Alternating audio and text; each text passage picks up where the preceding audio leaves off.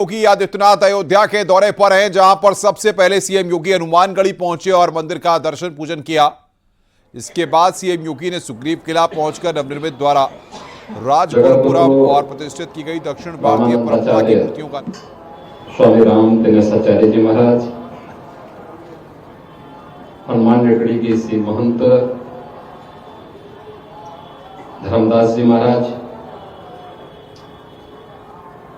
दिगंबर अखाड़ा अयोध्या के श्री महंत सुरेश दास जी महाराज के कृपा पात्र श्री महंत राम लखन दास जी, अयोध्या के महापौर श्री महंत गिरीशपति त्रिपाठी जी,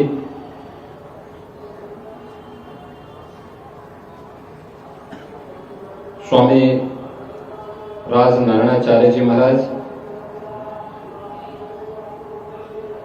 अयोध्या के विधायक श्री वेद प्रकाश गुप्ता जी, माननीय विधायक रामचंद्र यादव जी, स्वामी अनंताचार्य जी महाराज, ज्ञानी गुरुजीत सिंह जी, भारतीय जनता पार्टी के जिला के अध्यक्ष श्री संजीव सिंह जी, पूर्व विधायक श्री गोरखनाथ पासवान जी, और आज के इस धर्म सभा में उपस्थित सभी पूज्य संतजन, उपस्थित श्रद्धालुजन, बहनों और भाइयों, मेरे लिए प्रसन्नता का क्षण है कि जगत गुरु रामानुजाचार्य पूज्य स्वामी पुरुषोत्तमाचार्य जी महाराज की भावनाओं के अनुरूप इस सुग्रीव किला में आज भव्य राजगोपुरम का एक भव्य अनावरण का कार्यक्रम अभी संपन्न हुआ है और इस कार्यक्रम में मुझे यहां पर आप सबके साथ मिलकर के सहभागी बनने का अवसर प्राप्त हुआ है।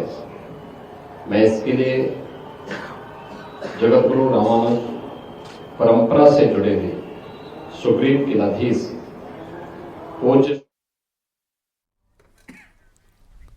और इस वक्त तस्वीर हम आपको दिखा रहे हैं, अंबानी परिवार वोट कास्ट करने के लिए पहुंचा है। वो तस्वीर हम आपको दिखा रहे हैं आपकी स्क्रीन पर। ये देखिए आप, मुकेश अंबानी वहां पर परिवार के साथ वोट कास्ट करने के लिए पहुंचे। महाराष्ट्र में विधानसभा चुनाव के लिए वोटिंग हो रही है और ये तस्वीर वोटिंग के लिए पहुंचे हैं मुकेश अंबानी। ये तस्वीर इस वक्त हम आपको दिखा रहे हैं, महाराष्ट्र विधानसभा चुनाव के लिए यहां पर वोटिंग हो रही है। वोट डालने पहुंचा है अंबानी परिवार। ये तस्वीर इस वक्त हम आपको दिखा रहे हैं, मुकेश अंबानी को इस वक्त आप देख रहे हैं, परिवार के साथ पहुंचे हैं मुकेश अंबानी। ये तस्वीर मुंबई से महाराष्ट्र में विधानसभा चुनाव के लिए वोटिंग हो रही है और इस दौरान अंबानी परिवार वोट डालने के लिए पहुंचा है। ये तस्वीर इस वक्त हम आपको दिखा रहे हैं, मुकेश अंबानी को आप देख रहे हैं, उनके पुत्र उनके साथ वोट डालने के लिए अंबानी परिवार पहुंचा है। मुकेश अंबानी मतदान करने के लिए पहुंचे हैं, वो तस्वीर हम आपको दिखा रहे हैं। उसमें से जो उन्होंने भवन बनाया उसे देख करके भगवान राम अभिभूत थे और उसमें उन्होंने निवास के लिए सुग्रीव जी को ही वह भवन दिया था और जिससे सुग्रीव किला के नाम पर यह पूरा क्षेत्र। और यही कारण है कि जब यहां पे मंच पर जगत गुरु स्वामी रामानुजाचार्य अंडवन परमहंस स्वामी जी महाराज का उद्बोधन चल रहा था, या जगत गुरु स्वामी विश्वेश प्रपन्नाचार्य अपने अभिभाषण को यहां पर रख रहे थे, तो मुझे लगता है कि उन्हें सुग्रीव जी की सेना के द्वारा उनका आह्वान भी किया जा रहा था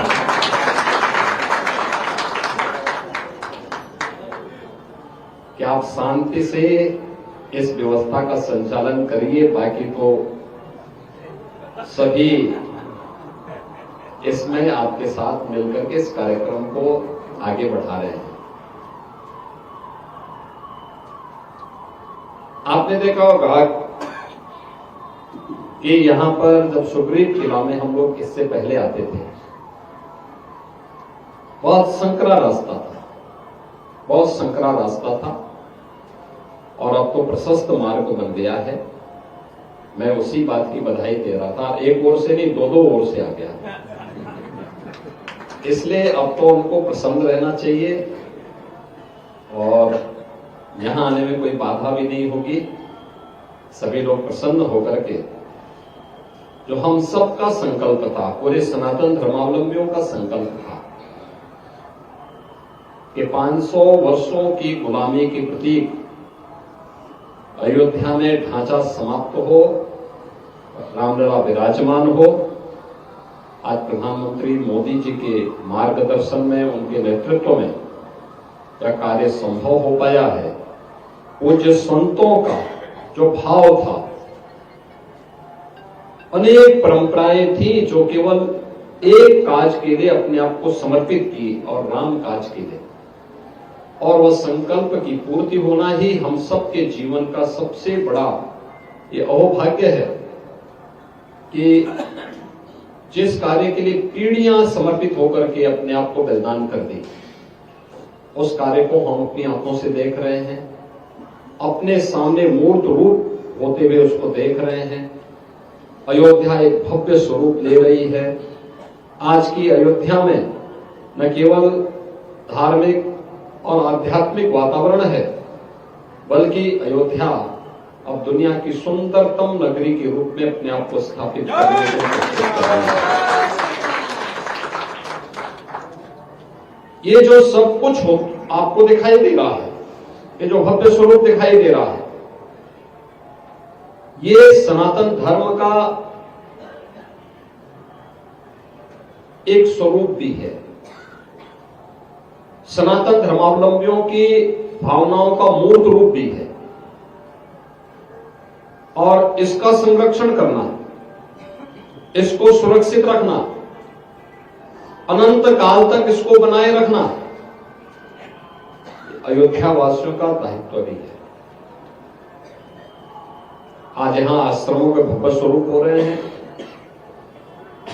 सुग्रीव किला के राज गोपुरम का भव्य स्वरूप उसी श्रृंखला का हिस्सा है। अभी हम लोग उसी मार्ग से ऊपर आए हैं इस कार्यक्रम में आने के पहले, और मेरा ये मानना है कि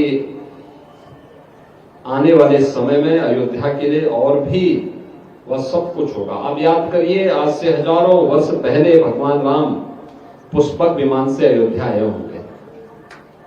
उसके बाद अयोध्या में एयर कनेक्टिविटी लगभग ना के बराबर थी, और अब इंटरनेशनल एयरपोर्ट यहां बन गया है। इंटरनेशनल एयरपोर्ट यानी अभी तो देश के लिए और आने वाले समय में दुनिया के तमाम देशों के लिए भी अयोध्या से वायु सेवा रहेगी। उसका भी लाभ आपको प्राप्त होगा, अयोध्या वासियों को प्राप्त होगा, देशवासियों को प्राप्त होगा। बहनों और भाइयों, ये सब चीजें हमें इस बात की ओर हमारा ध्यान आकर्षित करती है कि अयोध्या में 500 वर्ष पहले जो कुछ भी घटित हुआ, या देश के अंदर जहां कहीं भी सनातन धर्मावलंबियों को अपमान झेलना पड़ा, उसका कारण कहीं ना कहीं कोई कमी जरूर होगी। और कोई भी सभ्य संस्कृति या सभ्य व्यवस्था अपनी गलतियों का परिमार्जन जितना समय रहते हुए कर ले, बीमारी का उपचार जितना समय रहते हुए हम कर लेते हैं, तो वह असाध्य होने से बच जाती है। अगर किसी को सामान्य खांसी भी हो और उस सामान्य खांसी को अगर आप समय रहते उपचार नहीं करा रहे हैं, इसका मतलब ये है कि आप उसको बढ़ाने के लिए एक स्पेस दे रहे हैं, और फिर वही लंग्स को प्रभावित करेगा, फिर वही व्यक्ति को ट्यूबरक्लोसिस से प्रभावित कर सकता है, तमाम अन्य बीमारियों को वहां आमंत्रित कर सकता है। खांसी का कारण कुछ और भी हो सकता है, लेकिन हमें उसका उपचार समय रहते करा देना चाहिए। ऐसे ही अगर कोई छोटा सा फोड़ा है तो समय रहते उसका उपचार, उसका कारणों में जाना, फिर उसके निवारण के लिए आवश्यक उपचार की व्यवस्था करना। अगर आपने समय रहते नहीं किया तो हो सकता है एक बार वो बड़ा घाव बन सकता है, एक बड़ा कैंसर का रूप ले सकता है, अल्सर बन सकता है। ऐसे ही समाज की स्थिति है। समाज को भी कहीं पर कोई कमी है, फूट पड़ रही है, मतभेद खड़े हो रहे हैं, समय रहते उसके उपचार की व्यवस्था होना।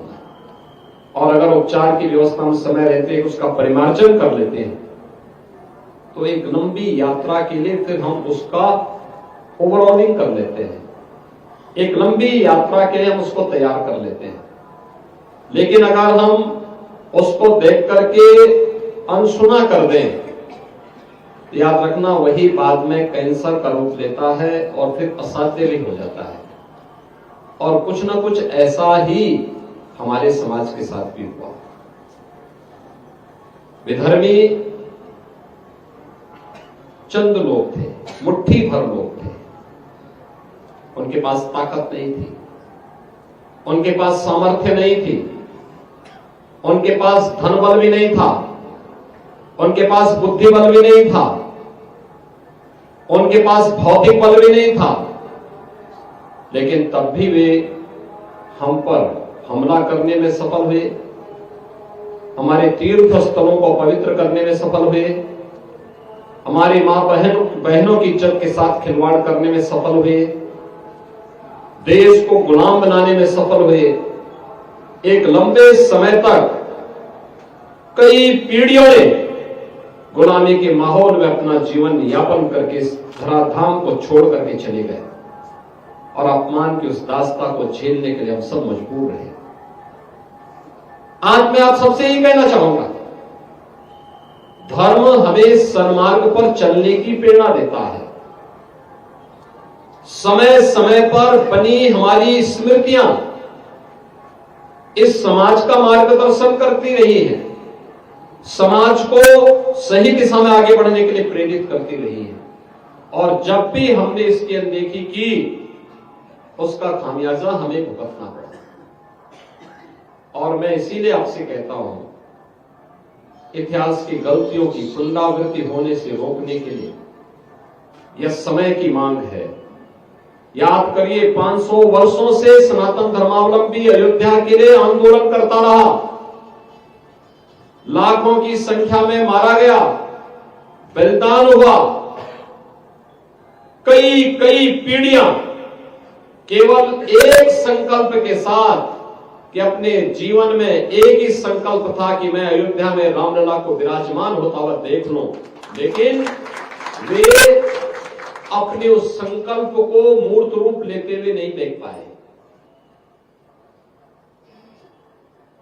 लेकिन जब पूरा समाज एकजुट होकर के लड़ाई लेता है, एक भाव के साथ बोलता है, एक साथ एक प्रकार की सरकारें केंद्र और राज्य में आती हुई दिखाई दी और एक साथ आई, जो समस्या 500 वर्षों से समाधान नहीं हो रही थी, मात्र 2 वर्ष में उस समस्या का समाधान हो गया, मात्र 2 वर्ष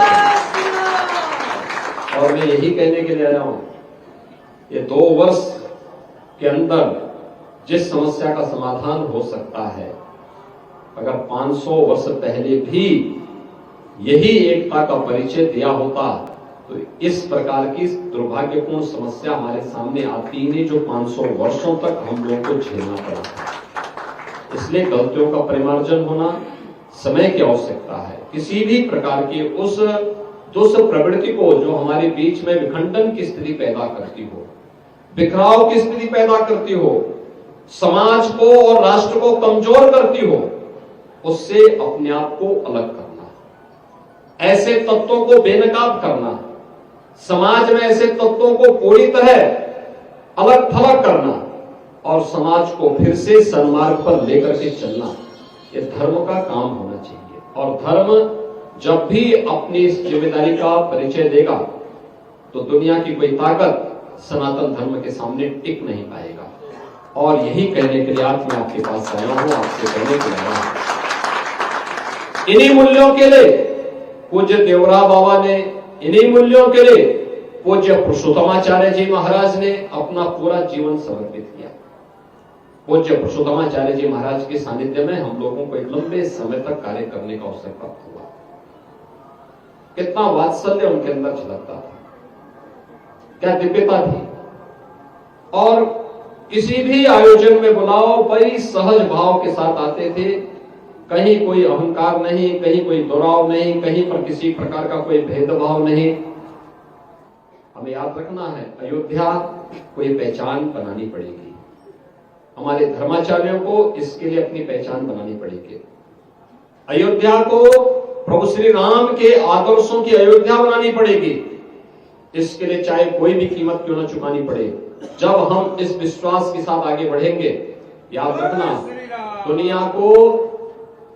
दुनिया के सामने अयोध्या को सबसे सुंदरतम नगरी बनने में कोई देर नहीं लगेगी। जिस दिन अयोध्यावासी और अयोध्या के कर्मचारी संकल्प के साथ जाएंगे।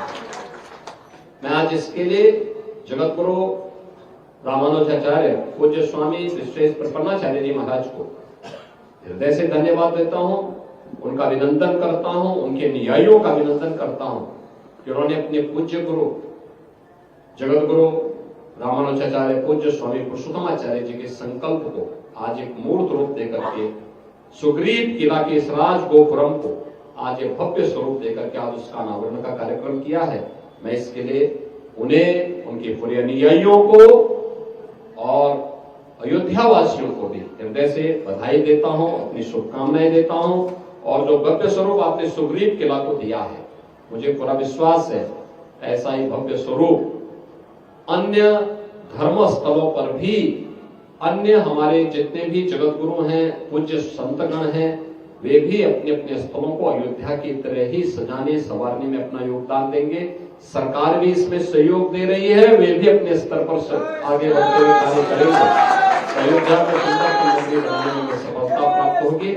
आप सबके प्रति मैं अपनी शुभकामनाएं देता हूं। धन्यवाद। जय हिंद, जय जय श्री राम।